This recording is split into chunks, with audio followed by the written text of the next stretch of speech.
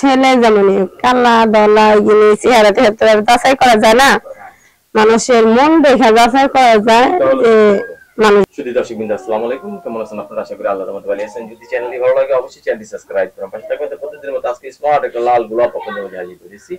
এই লাল গোলাপ কেন বাগান থেকে মিডিয়া আসলো সেটা আপনাদের শোনানোর চেষ্টা করবো। আসসালামু আলাইকুম আপু। ওয়ালাইকুম আসসালাম। ভালো আছেন? হ্যাঁ, আলহামদুলিল্লাহ ভালো আছি। মিডিয়া কি কারণে আসলেন? আসছি ভাই কষ্টে পড়া, দুঃখে পড়া। কষ্ট না থাকলে তো আর মিডিয়ার সামনে কেউ আসে না।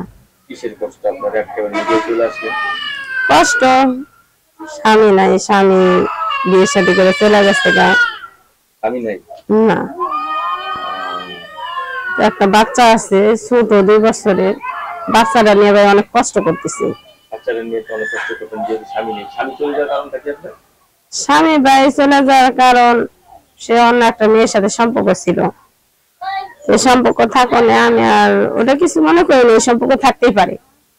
ছেলে যেহেতু একজন মেয়ের সাথে একটা ছেলের সম্পর্ক থাকতে পারে, গার্জিয়ানরা বিয়ে দিছিল দেখে, এটা আমাদের কোনো সম্পর্ক ছিল না। গার্জিয়ানরা দেখে বিয়ে দিছিল, চাপে পড়ে ছেলেটা বিয়ে করছিল, কিছু বলার সাহস পায় নাই মা বাপরে। আপনি কি স্বামীকে বেশি বিশ্বাস করতেন? বিশ্বাস করতাম, বিশ্বাস তো করতেই হবে যেহেতু বিয়ে শাদী হয়ে গেছে। বেশি বিশ্বাসের কারণে কি আজকে এই ফল? হ্যাঁ। আচ্ছা, এখন কি সারাসারি হয়েছে? হ্যাঁ, সারাসারি হয়ে গেছে। এখন কি আবার নতুন করে সংসার সাজাবেন? চাইছিলাম তো নতুন করে সংসার সাজাইতে। জীবনটাকে তো এইভাবে কি আর জীবন চলে? আচ্ছা, এখন আপনি কি রকম ছেলে চাচ্ছেন? ছেলে যেমন কালা দলা এগুলি চেহারা তেহারা যাচাই করা যায় না, মানুষের মন দেখা যাচাই করা যায় যে মানুষ ভালো কিনা। মন পৃথিবীতে ভালো থাকলে টাকা পয়সা না থাকলে চলে, তাহলে ঠিক না? এখন কি কাজ করতেছেন? আমরা টুকটাক বাসা বাড়ি কাজ করি, বাচ্চা নিয়ে তো আর ভালো বড় কোনো ধরনের কাজ করতে পারি না। টাকা হয়তো বাপের বাড়ি নাকি? বাপের বাড়িও থাকি না, স্বামীর বাড়িও থাকি না, যেহেতু স্বামী সারাসারি হয়ে গেছে গা। বাপের বাড়িও থাকি না, ভাইয়েরা হ্যাঁ নিয়ে আনতে পান্তা করা, আর আমার কিভাবে খাওয়াবো? আপনি আমি একাই ঢাকায় থাকি।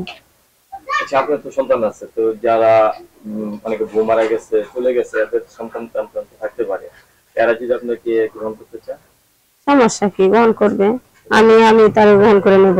তাদের সন্তানকে মানবেন? অবশ্যই মানবো।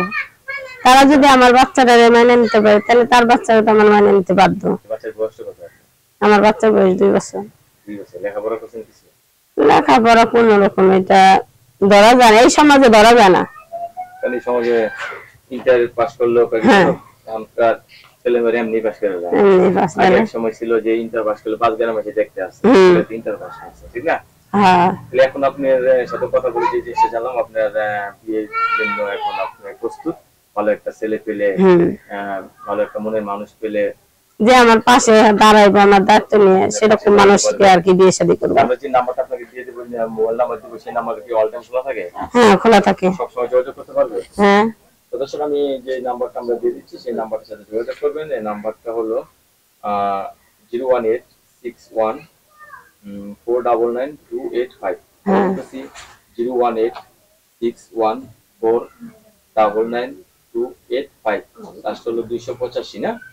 আপনার কাছে ধন্যবাদ আমার চ্যানেল সমাচারের জন্য। পরবর্তী একটি ভিডিওর জন্য অবশ্যই আপনার সাথে থাকবেন।